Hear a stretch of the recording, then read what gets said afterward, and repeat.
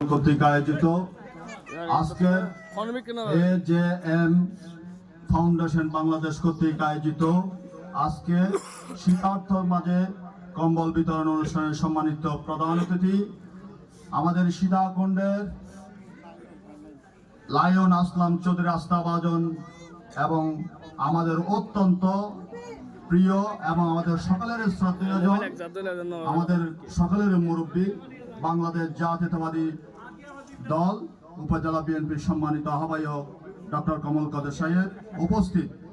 এখানে ১ নং সৈয়দপুর থেকে ১০ নং সৈয়দপুরের সভাপতি সম্পাদক বৃন্দ এবং আমার কুমিরা ইউনিয়ন যুব দলের সাবেক সভাপতি এম হেলাল উদ্দিন এবং সাধারণ সম্পাদক মানিক এবং অনেক নেতৃবৃন্দ আছে। আসলে এখানে নাম বলতে গেলে অনেক সময়ের বিষয়, আসলে সবাই আমাকে সময় ক্ষমা দৃষ্টিতে দেখবেন।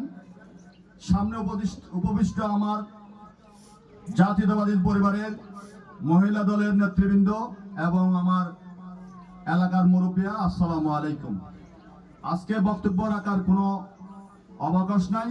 আজকে শুধু আমরা আসলাম চৌধুরী, জামিলা নাসরিন এবং মেরিন ওনার পরিবারের উদ্যোগে আজকে আমরা এখানে এসেছি।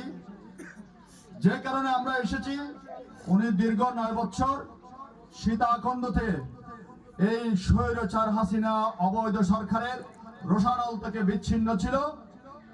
আমাদের যে আল্লাহর রহমতে এই যে অবৈধ সরকার যে ২৪শে আন্দোলনের ঘন আন্দোলনের মধ্যে ছাত্র আন্দোলনের মধ্য দিয়ে যে ওর পতনের মধ্য দিয়ে আজকে আমরা আমাদের প্রিয় নেতা লায়ন আসলাম চৌধুরীকে ফিরে পেয়েছি। উনি যে মন মানসিকতা, ওনার যে উদারতা মন মানসিকতা দিয়ে প্রমাণ করেছেন, আজকে সীতাকুণ্ডে শীতার্থ মানুষের জন্য যে একটা সুন্দর যে উদ্যোগ নিয়েছে, আজকে 1 মাস পর্যন্ত উনি কম্বল বিতরণ করেছেন, প্রায় 15,000 কম্বল বিতরণ করেছেন। তার ধারাবাহিকতায় আজকে আমরা সীতাকুণ্ড উপজেলা যুব দলের উদ্যোগে ওনার উদ্যোগে আমরা আজকে এই কম্বল বিতরণ অনুষ্ঠান শুরু করেছি। তাই আমি বলতে চাই, আজকে আমাদের প্রিয় নেতা লায়ন আসলাম চৌধুরী ওনার পরিবারের বিরুদ্ধে যে একটা ষড়যন্ত্র শুরু হয়েছে, ওনার জনপ্রিয়তা ঈশান্বিত হয়ে কিছু উচ্ছৃঙ্খল মহল আজকে ওনার জনপ্রিয়তাকে দাবানোর জন্য যেভাবে উঠে পড়ে লেগেছে, তা কিন্তু হবে না।